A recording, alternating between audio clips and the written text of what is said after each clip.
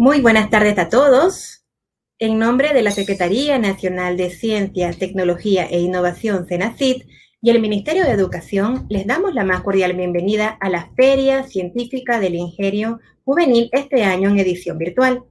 Esta 23ª edición de la feria, que comenzó la mañana de hoy y que finalizará este viernes 15 de enero, tiene como fin promover la investigación científica en los estudiantes de educación premedia y media.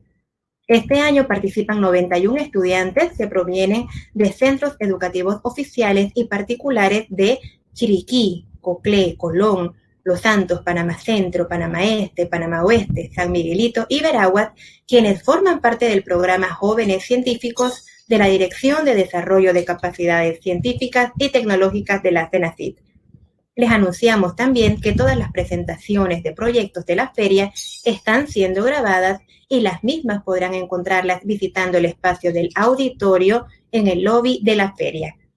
En esta jornada continuaremos con las exposiciones de proyectos de biología. Como primer punto, tendremos la presentación de Doralis Janet Ábrego Arcia del Instituto Profesional Omar Torrijos Herrera de Veraguas, quien expondrá su proyecto Descubramos las riquezas y abundancias de los poliplacóforas en las costas de Mariato, Veraguas, entre los meses de octubre y noviembre del año 2020.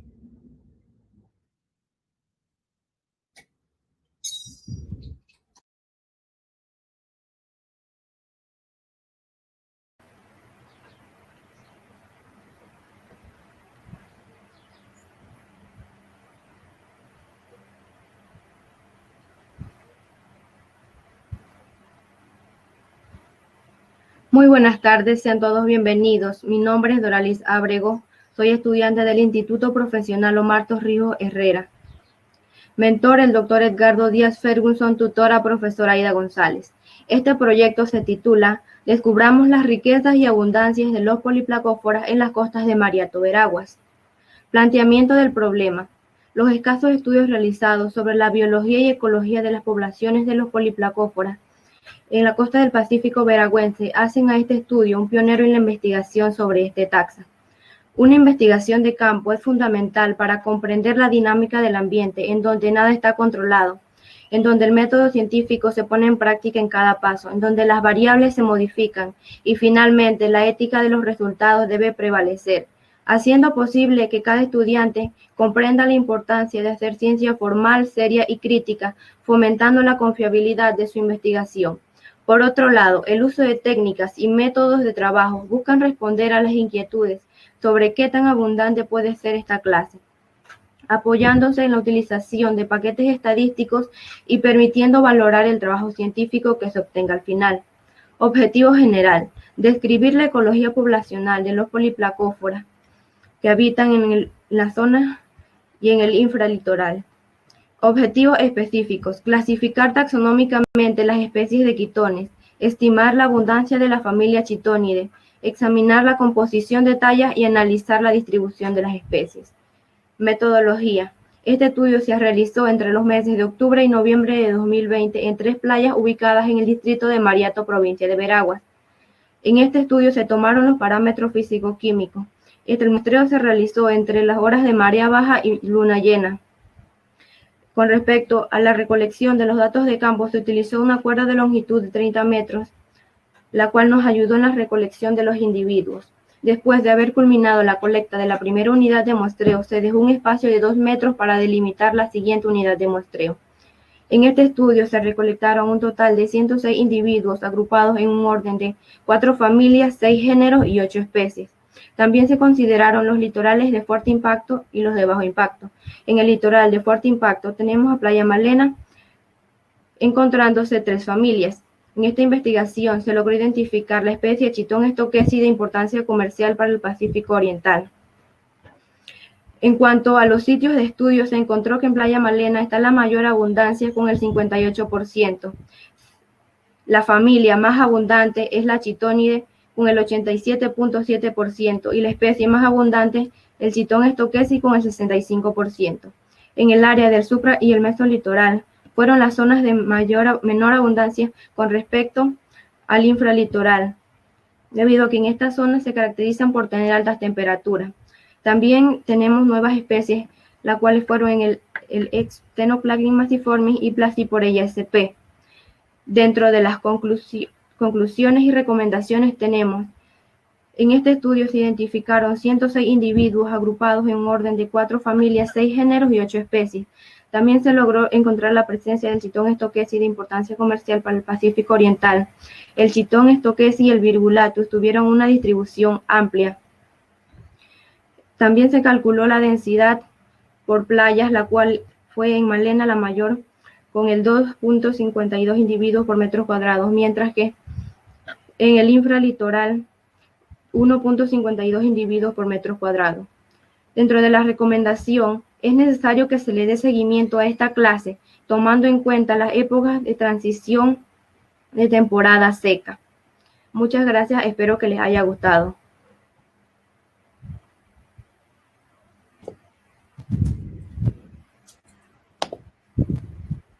Excelente, muchísimas gracias. A continuación leeremos algunas preguntas que el público puede tener para la estudiante. A ver, algunas preguntas. ¿Habrá alguna pregunta? Muy bien. ¿Alguna pregunta para Doralis? Muy bien. De momento no. Muchísimas gracias. Agradecemos a Doralis Janet Ábrego Arcia por su presentación.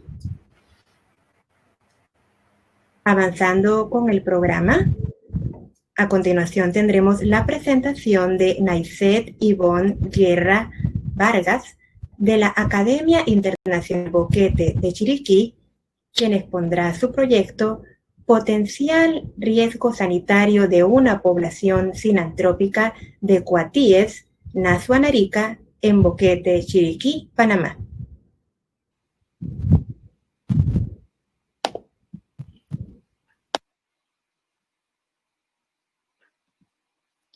Muy buenas tardes, mi nombre es Naiset Guerra y a continuación les presentaré mi proyecto Potencial riesgo sanitario de una población sinantrópica de cuatíes en Boquete, Chiriquí, Panamá.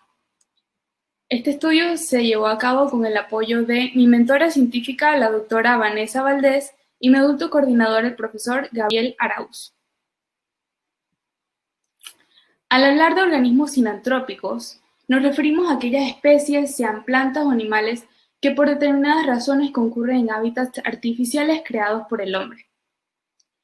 La principal de las causas es en búsqueda de refugio o de alimento. Estos organismos adoptan esta capacidad de vivir en el entorno humano debido a la constante modificación de su hábitat, ya que no solo se perturba el hábitat original, sino que se crean nuevos que pueden tener condiciones favorables para el asentamiento de muchas especies. Las especies sinantrópicas muchas veces actúan como transmisores de enfermedades zoonóticas, debido a que tienen amplia movilidad tanto en áreas silvestres como en el entorno humano, como he mencionado anteriormente. Seguramente todos conocemos algunos tipos de animales sinantrópicos, como lo son las cucarachas, los roedores, las palomas e incluso gorriones. Las enfermedades zoonóticas son aquellas propias de los animales que pueden transmitirse al humano por diversos medios, ya sea por el contacto directo, por mordeduras, inhalación de subproductos o vectores intermediarios como las pulgas, garrapatas, entre otros. Y factores que favorecen su contagio es la creciente urbanización y explotación intensiva de animales, la gran movilidad tanto de poblaciones animales como de personas. Es importante mencionar que la mayoría de las grandes pandemias a lo largo de la historia han sido causadas por zoonosis. Algunos ejemplos son la peste antoniana, pandemia de la viruela, y la peste bubónica producida por la bacteria Yersinia pestis y portada por los roedores. La población objetivo son los Nasuanarica, también conocidos como gatosolos o sutos. Son mamíferos omnívoros de la familia de los prosiónidos y se encuentran desde el sur de Arizona hasta Panamá. Habitan en climas cálidos y húmedos que a su vez sean boscosos, una área bastante boscosa. Gomper, Decker, Milanello y otros señalan que en el caso de los cuatíes tienen muchos parásitos en la naturaleza. Algunos son tenias, garrapatas, piojos y pulgas. Además pueden ser reservorios de enfermedades como la enfermedad de Chagas. Nuestro principal objetivo con esta investigación fue evaluar mediante una encuesta anónima dirigida hacia los visitantes del Centro de Facilidades Turísticas e Interpretación, o mejor conocido por sus siglas, el CEFATI, ubicado en el distrito de Alto Boquete, el nivel de riesgo al que pueden estar expuestos por tener contacto con una población sinantrópica de cuatíes, específicamente en la zona Arica. De esta manera, hacer un llamado de atención a las autoridades competentes para que monitoreen constantemente a estos animales. Evaluar si los visitantes del Centro de Facilidades Turísticas e Interpretación conocen el nivel de riesgo por zoonosis por exposición a la población sinantrópica de cuatíes y recomendar medidas de prevención que ayuden a resguardar la salud de los visitantes e incentivar futuros estudios sobre los cuatíes. El estudio se llevó a cabo en el CEFATI, como he mencionado anteriormente. Este está ubicado en el corregimiento de Alto Boquete, en la provincia de Chiriquí.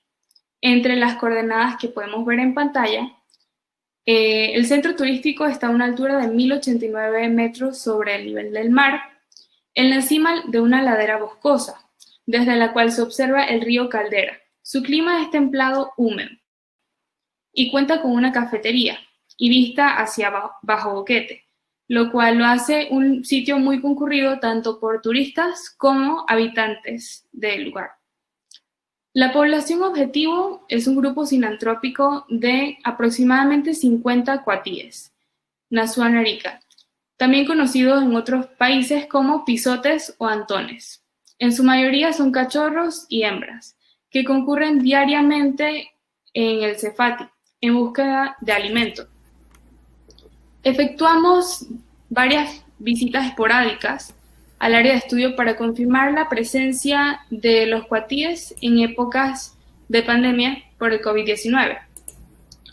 Se realizaron encuestas anónimas a 66 personas con respuestas cerradas, utilizando la plataforma de Google Forms, en las cuales se hicieron preguntas enfocadas a saber si los visitantes del CEFATI han tenido algún tipo de contacto con la población de Nazuan Arica, si han presenciado comportamientos violentos y si consideran que esta relación animal-humano supone algún riesgo por zoonosis. Algunas de las preguntas fueron las siguientes.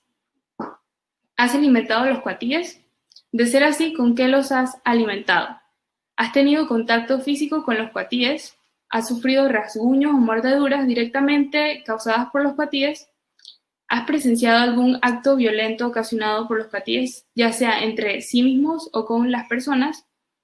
¿Crees que la presencia de cuatíes puede significar algún tipo de riesgo relevante para los visitantes del centro? ¿Crees que los cuatíes pueden transmitir una enfermedad zoonótica? Y en pantalla podemos ver los resultados. En la primera gráfica en las gráficas tenemos las preguntas que consideramos más relevantes para nuestro estudio.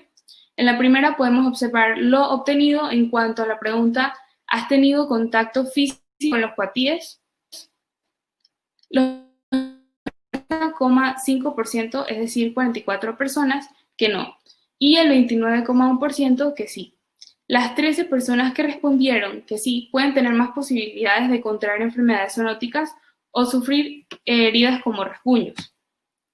En la segunda imagen, la figura número 4, ha sufrido rasguños o mordeduras causadas directamente por los cuatíes. En su mayoría, las respuestas fueron no, pero un 23,1% afirmó haber sufrido rasguños. Este 23,1%, es decir, las 3 personas que aseguraron sufrir heridas, posiblemente estuvieron expuestos a contraer parásitos, virus u hongos portados por los cuatíes. Luego tenemos la gráfica de la pregunta, ¿crees que la presencia de cuatíes puede significar algún tipo de riesgo relevante para los visitantes del centro? El 59,1% de los encuestados no sabe. El 34,1% afirmó que sí. Y el 3,8% indicaron que no, de un total de 44 respuestas.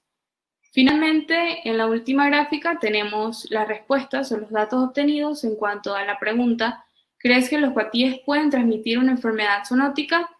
Siendo las opciones sí, no y no sé, el 59,1% obtenido fue no sé, el 34,1% sí y el 3,8% restante no, de un total igualmente de 44 respuestas.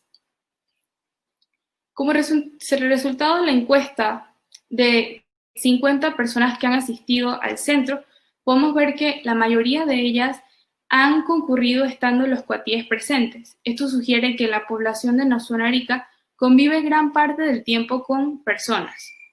Esta relación de mamíferos sinantrópicos y personas genera condiciones de riesgo para la transmisión de agentes zoonóticos. Es un hecho ya documentado en diversas investigaciones anteriormente realizadas, como la de McFarland en 2012 y Rojo Vázquez en el 2000. La razón principal se vio reflejada en los datos obtenidos en la pregunta ¿has alimentado a los cuatíes?, ya que casi la mitad de los encuestados respondió que sí, creando así un hábito de dependencia que puede resultar nocivo para la salud y el bienestar de las personas, al igual que para los cuatíes en sí, ya que esto afecta sus capacidades de caza y de supervivencia. Más del 70% de las enfermedades infecciosas que afectan a los humanos son causadas por zoonosis, son de origen zoonótico.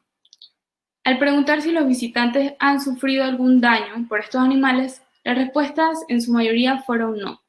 Sin embargo, hubo una cantidad significante de encuestados que afirmaron haber sufrido rasguños.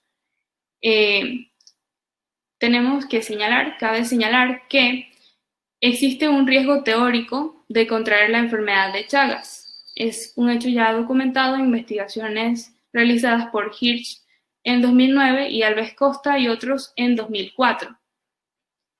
Y en las últimas preguntas, notamos un nivel de desinformación por parte de los visitantes en cuanto a la transmisión de zoonosis, entre otros riesgos de convivencia con una especie sinantrópica, por lo que nos gustaría o sugerimos que es necesario advertir a aquellos que visiten el centro, tomar medidas de prevención para hacer de su visita segura.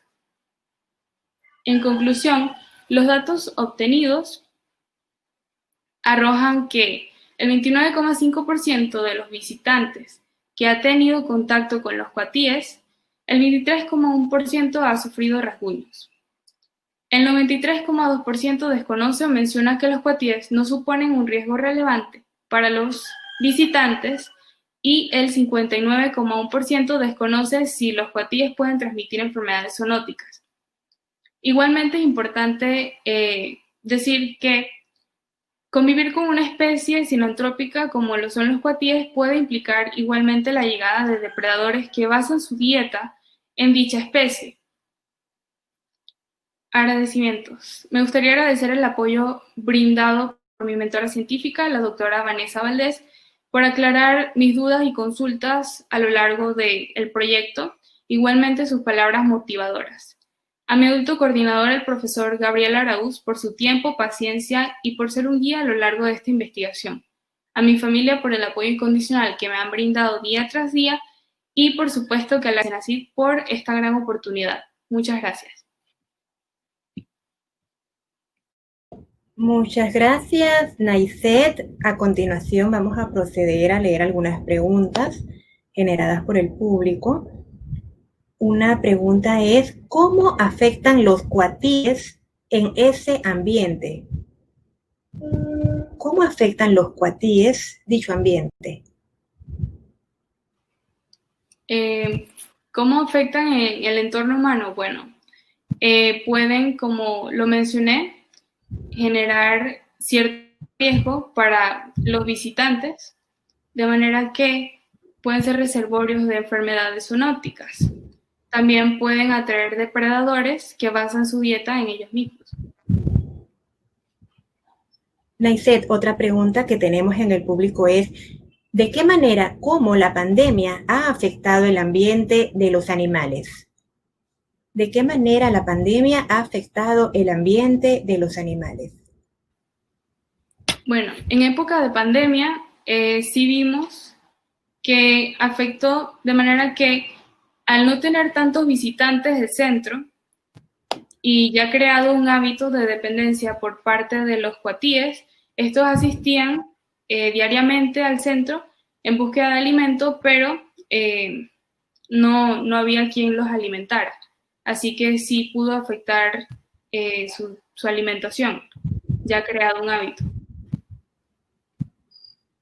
Naiset, otra pregunta que tenemos acá es si tu encuesta pasó por el Comité de Bioética antes de ser aplicada. Estuvimos contactándolos para, bueno, conseguir su aprobación, pero no tuvimos respuesta de su parte. Sin embargo, no creemos que nuestra encuesta, al ser anónima, implique información relevante sobre los encuestados.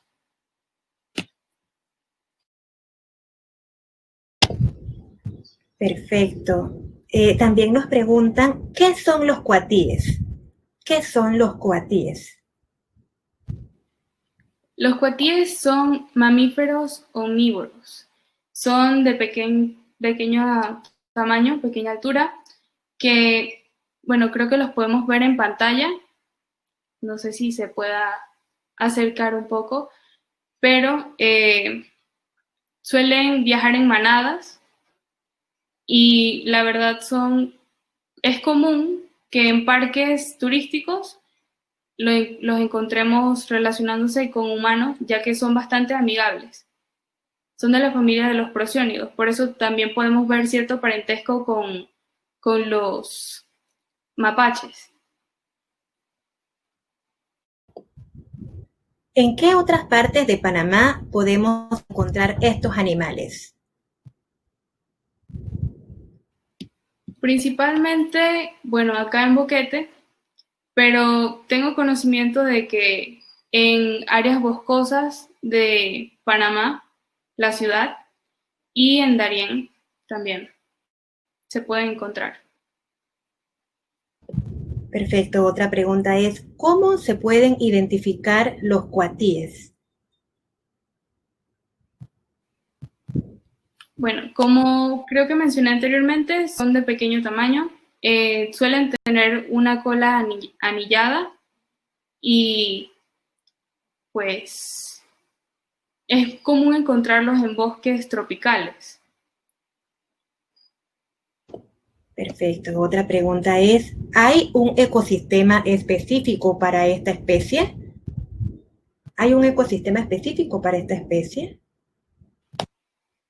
En climas húmedos también los podemos encontrar en manglares, incluso que sean tropicales. La verdad se adaptan bastante bien a las temperaturas altas, como pude mencionar que también los podemos encontrar en el sur de Arizona, en climas cálidos y húmedos. Muy bien. Agradecemos a Naiset Ivonne Guerra Vargas por su presentación. Les recordamos que pueden visitar la Feria Digital visitando la página feriacientifica.cenacit.gov.pa, en donde podrán recorrer los pabellones de biología, ciencias ambientales, ciencias sociales y del comportamiento, física y matemática, ingeniería química, salud y medicina. Siguiendo con la agenda, Abdiel Enrique Cruz Terán y Lucas Eduardo Rodríguez Enríquez, de la Academia Internacional Boquete del Chiriquí, expondrán su proyecto Diversidad altitudinal de mariposas Lepidoptera ropalocera en la finca El Velo, distrito de Boquete, Panamá. Muy buenos días, tardes ya. Mi nombre es Atiel Cruz y junto a mi compañero Lucas Rodríguez les presentaremos nuestro proyecto que es de diversidad altitudinal de mariposas Lepidoptera rhopalocera en la finca del Velo, distrito de Boquete, Panamá. Nuestro marco teórico. Los artrópodos son el grupo más diverso del reino animal. Cuentan con más de 1.240.000 especies descritas. El orden Lepidoptera cuenta con más de 150.000 especies descritas a nivel mundial. Las mariposas presentan una alta especificidad hacia las plantas a las cuales se alimentan o dejan sus huevos. Constituyen un grupo muy sensible a las variaciones climáticas y ecológicas que se presentan en un gradiente altitudinal. La diversidad disminuye hacia las zonas de mayor altitud a la vez que aumenta el porcentaje de exclusividad y endemismo. Antecedentes. Uno de los primeros estudios sobre las mariposas diurnas en Panamá fue realizado por Huntington. Huntington, en el año 1932, proporcionó un inventario de mariposas colectadas durante los años del 1928 y 1930, encontrando 339 especies de mariposas. Aiello, en el 1992, estudió las estrategias de supervivencia de las mariposas Anartia Fátima y Pirela Luna para hacer frente a la extinción de la época de los años del 1976 y 1982 en la isla Barro Colorado, generando una extinción temporaria de estas mariposas. Santos y otros en el 2003 presentó un estudio sobre la diversidad y abundancia de mariposas diurnas en el Parque Nacional de Darién, encontrando 102 especies. En otros estudios de Santos, en el 2012, realizó una investigación en la isla Maje, en la que se infiere que en esta área presenta una gran diversidad de mariposas con alrededor de 56 especies, debido a la poca intervención humana que se encuentra en esta área y la especie florística que hay. Este es el primer estudio sobre diversidad altitudinal de mariposas que se lleva a cabo en el país, ya que los otros estudios se han enfocado en lo que es la determinación de diversidad y abundancia de mariposas en diferentes lugares del país, más no como diversidad altitudinal de mariposas. Los estudios sobre mariposas en Panamá se han realizado en las tierras medias y bajas, por lo que este estudio es el primer estudio que se realiza en tierras altas. Normalmente son realizados a tierras bajas, a los 1.000 metros sobre el nivel del mar y 1.200 metros sobre el nivel del mar. Nuestro objetivo general es determinar la diversidad de mariposas Lepidoptera rhopalocera presentes en un gradiente altitudinal de la finca El Velo. Nuestros objetivos específicos son realizar un inventario de mariposas en un gradiente altitudinal en la finca El Velo. Identificar taxonómicamente las mariposas presentes en la finca. También queremos identificar los patrones de distribución entre las mariposas a lo largo de un gradiente altitudinal entre los 1.800 y 2.200 metros sobre el nivel del mar en la finca El Velo. Nuestra área de estudio. El estudio se realizó en la finca El Velo, ubicada en la comunidad de Alto Quiel, Regimiento de los Naranjos, distrito de Boquete. Como se puede enfocar en la figura del área de metodología, ahí se encuentra la figura. Está en las coordenadas de 8 grados, 47,06 al norte y 8 grados, 32,33 al oeste. La finca El Velo tiene una elevación que va desde los 1.600 metros hasta los 2.900 metros sobre el nivel del mar. La finca El Velo presenta un bosque tropical montano pluvial. Además, cuenta con un bosque nuboso en su parte más elevada y áreas cafetaleras en sus áreas más bajas. Nuestros métodos de colecta. Utilizamos redes entomológicas siguiendo las especificaciones del libro de Debris de 1997. Esta consistía en un tubo de PVC de 1,60 metros de largo y 7 centímetros de diámetro de largo. También usamos un aro de metal de 30 centímetros donde sujeta una tela tul de 1 metro de largo. Las mariposas capturadas con la red entomológica fueron sacrificadas mediante presión digital en el tórax y colocadas sobre el papel vegetal, rotuladas debidamente con el nombre del colector, fecha, estación de muestreo y transecto. Luego fueron congeladas para evitar la descomposición al momento de hacer el montaje.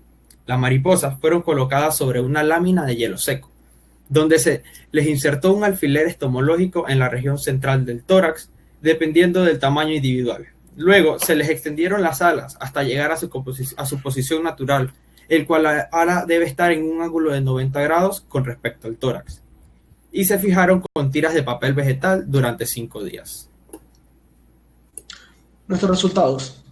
Se realizaron análisis estadísticos para determinar la abundancia de especies mediante un ANOVA para para probar las diferencias entre las estaciones.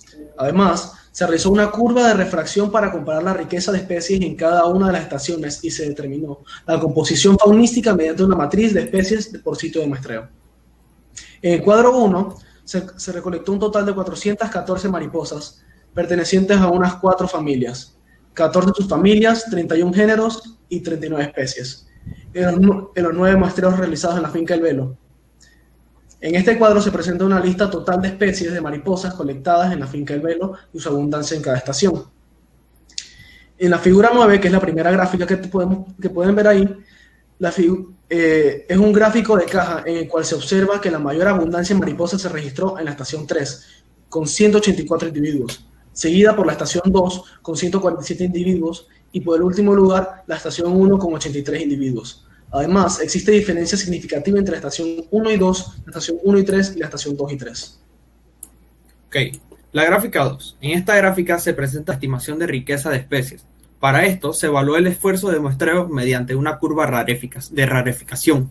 La riqueza de especies es más alta para la estación 3, con 21 especies, seguido de la estación 2, con 19 especies, y por último, la estación 1, con 17 especies.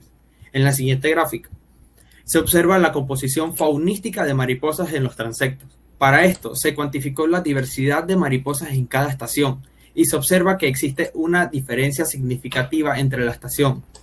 Se observa que la estación 2 presenta una gran afluencia de especies que se encuentran en la estación 1 y 3. Esto quiere decir que en la estación 2 se veían mariposas repetidas de tales estaciones. Nuestra discusión y resultados. De Vries en el 1987 reportó 550 especies de mariposas para Panamá, por lo que la riqueza de especies registradas en la finca El Velo equivale a un 7,1% del total de especies. Aunque es tan bajo, podemos decir que es importante recalcar que se realizaron solamente 9 giras. Es importante esto, por lo que se debe realizar más estudios sobre la diversidad y abundancia de mariposas en la finca El Velo. El 97,4% de especies de mariposas en la finca El Velo no fueron registradas en la investigación de Santos y otros en el Parque Nacional, en lo que este estudio realiza por Bassett en la isla Barro Colorado, por lo que pueden asumir que la mayoría de las especies de las mariposas de esta investigación pueden presentar una distribución exclusiva en el país o solo presentes en tierras altas. La riqueza y abundancia de especies fue mayor en la estación 3. Esto se debe a que el dosel del bosque es más abierto y los transectos no son muy comparables. La apertura del bosque es necesaria para que las mariposas, ya que las mariposas utilizan estos lugares soleados para su proceso de reproducción o alimentación. Ok, como recomendaciones, se recomienda la realización de más estudios en la finca El Velo para determinar el estado de la población de mariposas. Y se recomienda la realización de otros estudios en Panamá sobre la abundancia y la riqueza de mariposas, asociadas a gradientes altitudinales, y variables ambientales como la humedad relativa, temperatura y precipitación. Conclusiones. Se registraron 414 mariposas distribuidas en 39 especies. Las familias con mayor número de especies fueron Nymphalidae, Hesperidae y Pieridae, respectivamente. La estación 3 representó la mayor abundancia con 184 individuos, seguido de la estación 2 con 147 individuos y por último la estación 1 presentó la menor abundancia con 83 individuos. La estación 3 presentó la mayor riqueza de especies, 21. La estación 2 registró 29, mientras que la estación 1 presentó 17 especies. Y la composición faunística es significativamente diferente entre la estación 1 y la estación 3. Agradecimientos. Le queremos dar las gracias a la familia Peterson por permitirnos usar su finca para realizar el proyecto. A nuestro adulto coordinador, el profesor Gabriel Araúz, y al mentor Isba Setz por apoyarnos en todo momento a desarrollar esta investigación. A la Academia Internacional Boquete por permitirnos utilizar sus instalaciones para el montaje de las mariposas. Y a nuestros padres por el apoyo incondicional que nos han brindado. Muchas gracias. Muchas gracias. Muy bien, muchísimas gracias. A continuación vamos a proceder a leer algunas preguntas que les dejan aquí a Abdiel y a Lucas. ¿Podrían mencionar algunas de las especies más abundantes de la región de Boquete? Ok, ¿se podría presentar nuevamente? Sí. Correcto, ahí está. Sí. ¿Podrían, por favor, mencionar algunas de las especies de mariposas más abundantes de la región de Boquete? ¿Cuáles son algunas de las especies más abundantes de la región de Boquete? Ok, entre una de las especies que podemos observar que se puede ser la Netia trix insigis, que estas fueron encontradas en la estación 1, en la estación 3 y fue un total de 11 mariposas. También encontramos la Liconius clistiumus, que esa se encontró en la estación 1, estación 2, estación 3, encontrando un total de 58. Excelente. Otra pregunta que tenemos es, ¿cómo podemos identificar una mariposa de una polilla? ¿Cómo se puede diferenciar una mariposa de una polilla? Permiso. Normalmente las mariposas presentan un ensanchamiento en la parte final de las antenas. Presentan colores vistosos y generalmente salen en las horas del sol. Las polillas son todo lo contrario.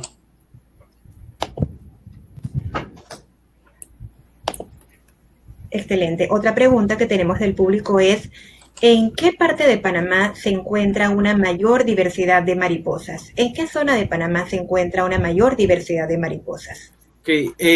La mariposa normalmente se puede encontrar prácticamente en cualquier parte del mundo, o sea que nosotros nos enfocamos en estudiar esta área de la finca El Velo y Femboquete. Ustedes pueden verlas en senderos, parques, hasta en jardines de su casa. Muy bien. Otra pregunta es, ¿cómo es la idea de realizar este estudio en específico? Ok, primero que todo, nuestro estudio fue basado en ver que no encontrábamos información sobre las mariposas y fuimos hasta el momento de encontrar un título y ver que se nos presentó la oportunidad de poder utilizar esta finca con un gradiente altitudinal de los 1.600 hasta los 2.900 metros. Y bueno, se nos presentó la oportunidad de compartir nuevas informaciones a diferentes personas. Excelente. Otra pregunta es, ¿por qué se sacrificaba las especies de mariposas? ¿Por qué se sacrificaba?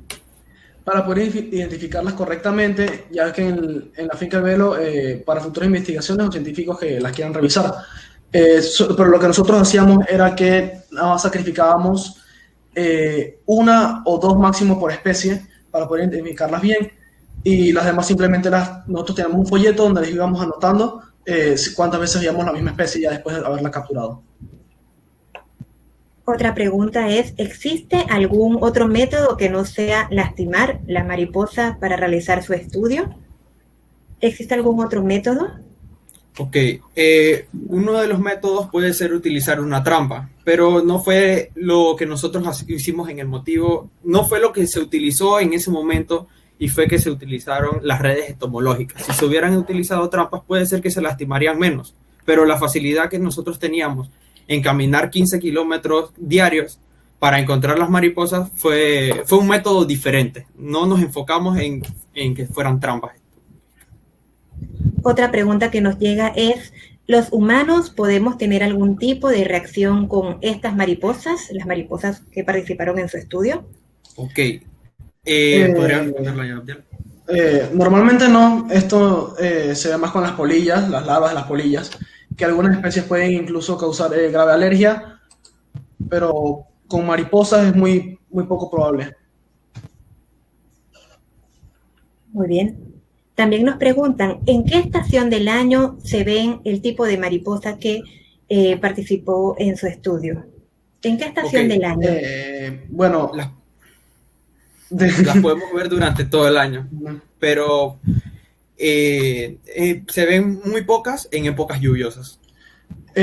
También depende, porque hay algunas que les gusta, o sea, que son más de épocas nubladas, de climas nublados, que les gusta más salir y volar por ahí en climas nublados, y otras que son más de sol. Depende mucho de la especie. También nos preguntan, ¿son de beneficio o son dañinas? Son benéficas. Las mariposas ayudan, bueno, para la polinización de ciertas flores, así como lo hacen las abejas. Ellas también van a veces de según flor en flor o de cierta planta en planta, polinizando. También son indicadores perdón, se me fue la palabra, indicadores bioindicadores, perdón, es la palabra. Entonces sí, son para bien. Muy bien. ¿Cuáles son los factores ambientales que impulsan a la acumulación de las mariposas en esas áreas? ¿Cómo separaron las estaciones de estudio? Bueno, no se separaron las estaciones de estudio por lo de la situación de la pandemia. Así que, pero probablemente la precipitación y la humedad favorecen la abundancia de mariposas. ¿Qué tal fue la experiencia para ustedes cuando realizaron esta investigación? ¿Qué fue lo que más les gustó? Bueno, por mi parte, yo creo que esta la podemos responder los dos. Por mi parte, a mí me gustó mucho esta investigación. Fue algo muy divertido. Lamentablemente nos cayó en tiempo de pandemia y fue un poco más cansado porque siempre tuvimos que estar con las medidas de bioseguridad para cuidarnos a nosotros y a nuestros familiares. Pero sí era divertido caminar con nuestro otro coordinador que siempre nos acompañó a las giras. Y Lucas y yo siempre esforzándonos. Fueron 15 kilómetros 9 veces. No fue nada fácil, pero fue una muy bonita experiencia. Claro, y además también podemos recalcar que hemos podido brindarles sobre nuestra experiencia aquí a personas en nuestro colegio y les ha gustado la idea, como tuvimos una presentación en nuestro colegio en área de física y biología y pudimos compartirle nuestra experiencia a personas de primaria y quedaron fascinados con lo que es el proyecto y siempre hemos sido aficionados de lo que es la naturaleza. Excelente. Muchísimas gracias a Abdiel y a Lucas. Tenemos algunas preguntas que se nos quedan pendientes, pero tenemos que continuar con la agenda. Agradecemos a Abdiel Enrique Cruz Terán y a Lucas Eduardo Rodríguez Enríquez por su presentación.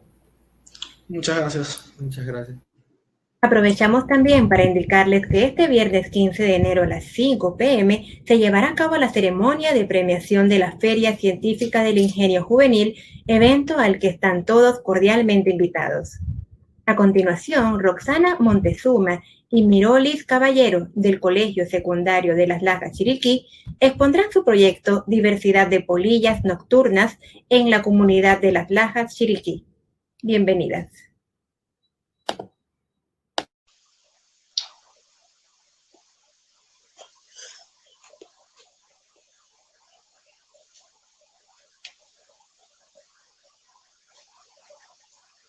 Buenas tardes.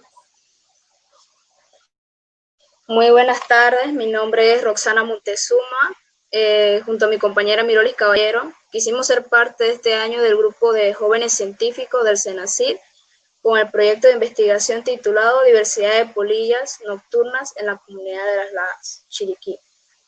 Las polillas nocturnas son insectos pertenecientes al orden Lepidoptero, uno de los más diversos sobre la Tierra. Se estima que hay un total de 140.000 especies descritas, estas divididas en varias familias, por ejemplo, la Geometridae, la Saturnidae, la Erebidae y la Esfingidae, entre otras. Estos son importantes polinizadores por la noche de las flores que ofrecen su néctar, pero por las noches.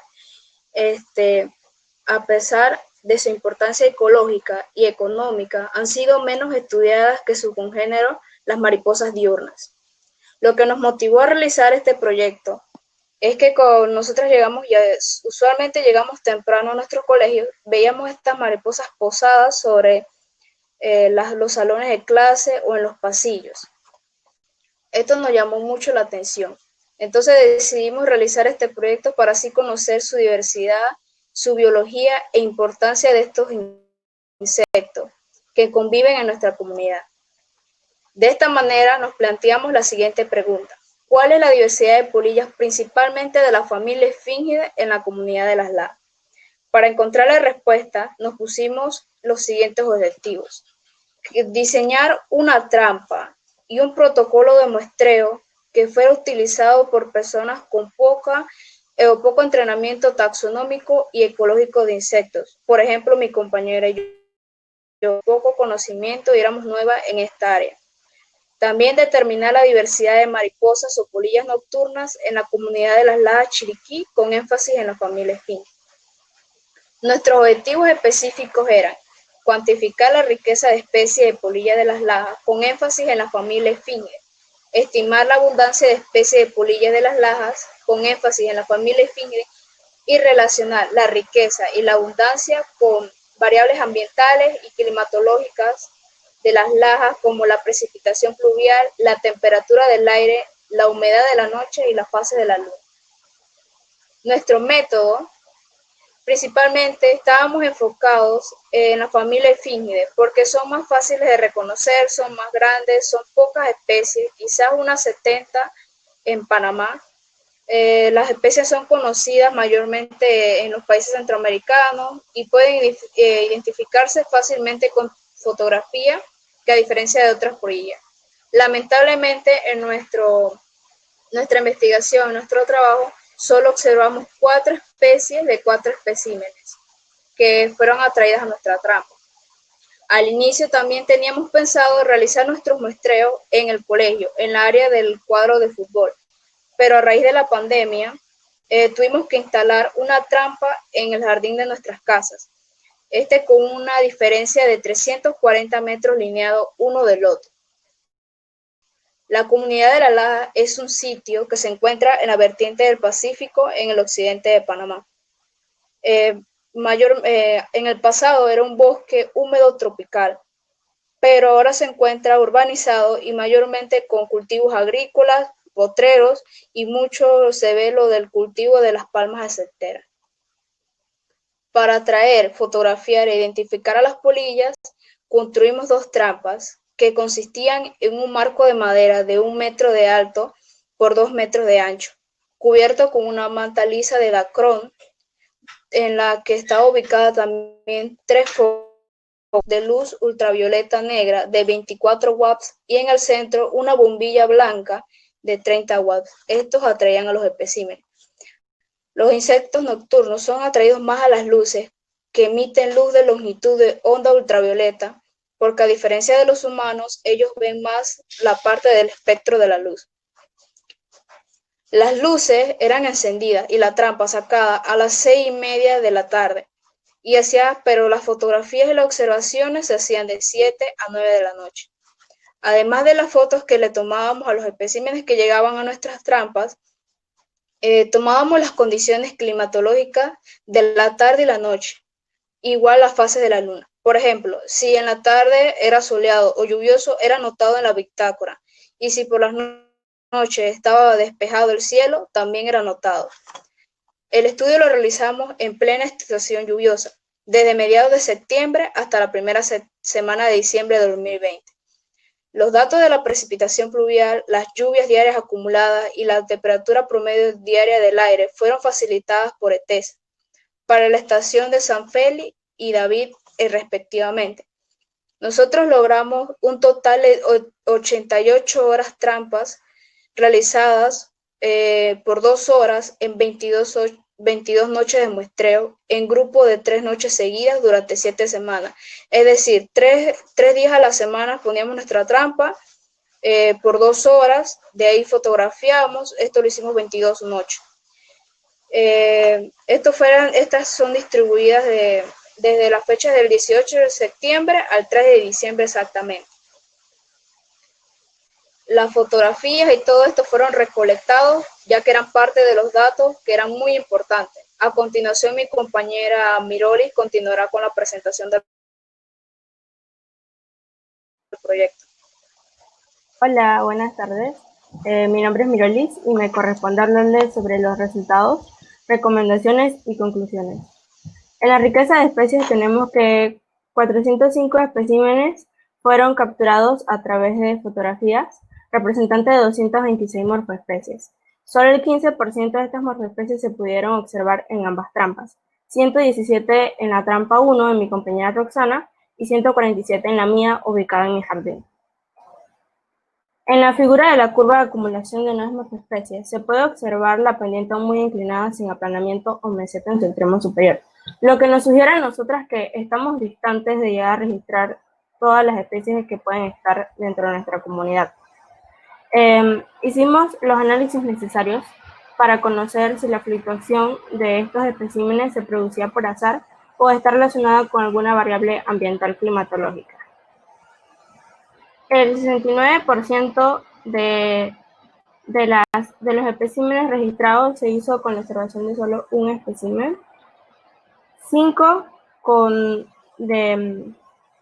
4 con 10 o más registros, que estos son los más comunes para nuestro estudio hasta el momento.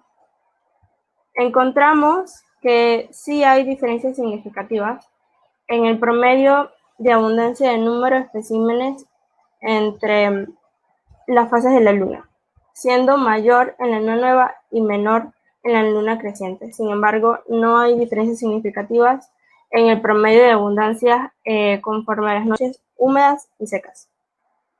Encontramos una correlación negativa en el promedio de abundancia de la precipitación pluvial y la abundancia de especímenes, y una positiva con la temperatura del aire y la abundancia de especímenes. En cuanto a nuestros registros taxonómicos, todas las especies, como se puede observar, llevaban el nombre de M o LR de L de Lajas, o R de Roxana, o M de Mirolis. Estos códigos, pues al final los cambiamos y logramos identificar 17 especies de la comunidad con sus nombres científicos. Y bueno, esos fueron los registros taxonómicos que logramos en nuestro estudio. En cuanto a las conclusiones, el método de muestreo que utilizamos, atrayendo insectos con luces ultravioleta y capturándolo a través de fotografías digitales, nos permitieron estimar la riqueza y abundancia de especímenes de una manera aceptable en su calidad científica. También pudimos contar individuos, identificar especies y analizar las variaciones de las mismas con relaciones a las variables ambientales, climatológicas y climatológicas locales. También los datos numéricos y fotografías digitales nos permiten hacer una base de datos que estén a disposición de taxónomos especialistas para que ellos así puedan sugerir de pronto correcciones o mejoras a las identificaciones que hemos hecho. Estos tipos de este proyecto pueden ser replicados por estudiantes con sus profesores, ciudadanos no científicos, y que con la ayuda de científicos especialistas puedan ayudar a inventariar las especies de polillas presentes en el país. Y bueno, queremos agradecerle a la CENACYT, al MEDUCA, a Naturalis Panamá, a Cracovia Unachi, a la licenciada Bitzel, también a Guillermo Fadul, a Neta Hielo, al mentor, a nuestra profesora coordinadora, a nuestros familiares, Excel Rodríguez y Miroslina Aparicio, por su apoyo incondicional. Muchas gracias por su atención. Muy bien, a continuación procederemos a leer algunas preguntas generadas por el público para Roxana y Mirolis. Una pregunta es, ¿qué las motivó a desarrollar este tema de polillas nocturnas? Bueno, nos motivó que las encontramos pegadas a los salones cuando llegábamos a los mismos, como mencionó mi compañera al principio, y pues también en nuestras casas las veíamos y pues nos pareció interesante conocerlas y qué bonito pues que sí pudimos llevar a cabo el estudio y pues conocer un poco de lo que nos rodea, que muchas veces no las podemos ver a profundo, como aquí pues sí lo logramos. Excelente. Otra pregunta que nos llega es, ¿qué retos o dificultades se enfrentaron al realizar este proyecto? Pues básicamente no tuvimos ningún problema, nos benefició la pandemia porque pudimos trabajar de nuestra casa y como eran horarios nocturnos, la seguridad de la casa era mejor que trabajar en el colegio. Y pues nos podíamos poner la trampa en el jardín y tomar la fotografía sin ningún problema, ninguna dificultad.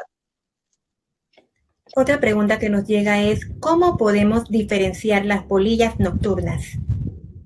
Bueno, por ejemplo, a veces en las noches solían llegar mariposas diurnas a la trampa. La diferencia es la forma en que se posan. Las mariposas nocturnas con las alas abiertas y las diurnas con las alas cerradas. También se puede notar en las antenas, las de día son filiformes y las de noche suelen ser plumosas, como un peine, y es una diferencia muy grande que se puede notar. Y las de día son más coloridas que las de noche, por lo usual. Otra pregunta que tenemos es, ¿cuáles son los lugares con más abundancia de polillas nocturnas? Bueno, no podríamos decir exactamente qué lugar en las lajas tiene mayor diversidad o abundancia, porque nuestro estudio lo hicimos desde el jardín, pero si hubiéramos hecho réplicas de diferentes puntos de la comunidad de las lajas, hubiéramos podido diferenciar qué lugar tiene mayor abundancia en polillas.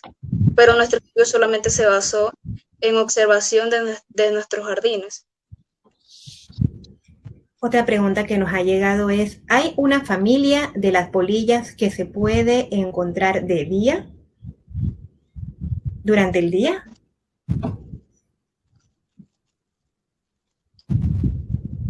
Hay algunas especies de familias que sí se pueden encontrar desde el día, pero son muy pocas. Tienen hábitos diurnos. Otra pregunta relacionada a su proyecto es, ¿cuáles son las flores que más atraen a las polillas? Bueno, como mencionamos, nuestro estudio se basaba en fotografiar y saber qué tipo de polillas se pueden encontrar en la comunidad de las lajas y diferenciar, como en objetivos específicos mencioné, si los afectaba las lluvias, las temperaturas, el clima y este tipo de cosas. No exactamente qué tipo de flores consume cada polilla. Era identificar y determinar la diversidad y la importancia de las mismas. Otra pregunta que nos llega es, ¿en qué estación se aprecia una mayor cantidad de polillas nocturnas? ¿En qué estación? Bueno, las gráficas nos demuestran que y podíamos observar que en temperaturas no, en temporada seca se ven más que en temporada lluviosa. Entre más aumentaban las lluvias en época lluviosa, disminuía la cantidad de especímenes. También tiene que ver mucho la luna. Fijarse recomiendan que luna nueva en vez de luna, por la luz, para que sean atraídas más a las trampas por las luces que ubicábamos nosotras que la luz de la luna. Muy bien. Una última pregunta. ¿Qué periodo del año afecta o beneficia más a una polilla?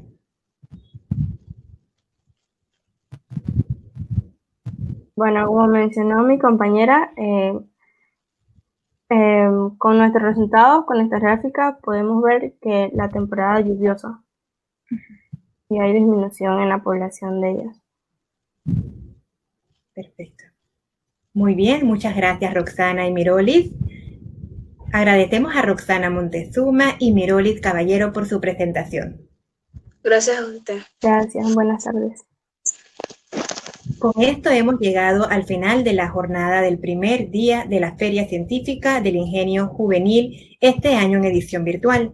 Les recordamos que mañana martes continuaremos con la presentación de proyectos de la feria y para participar en ella deben visitar feriacientifica.cenacid.gov.pa y registrarse. Aquí podrán ver el enlace en nuestra pantalla de chats. Aprovechamos también para recordarles que este viernes 15 de enero a las 5 de la tarde se llevará a cabo la ceremonia de premiación de la Feria Científica del Ingenio Juvenil. Les anunciamos también que todas las presentaciones de proyectos de la feria están siendo grabadas y las mismas podrán encontrarlas visitando el espacio del auditorio en el lobby de la feria. Les agradecemos a todos su asistencia y los esperamos mañana. Que pasen todos muy buenas tardes.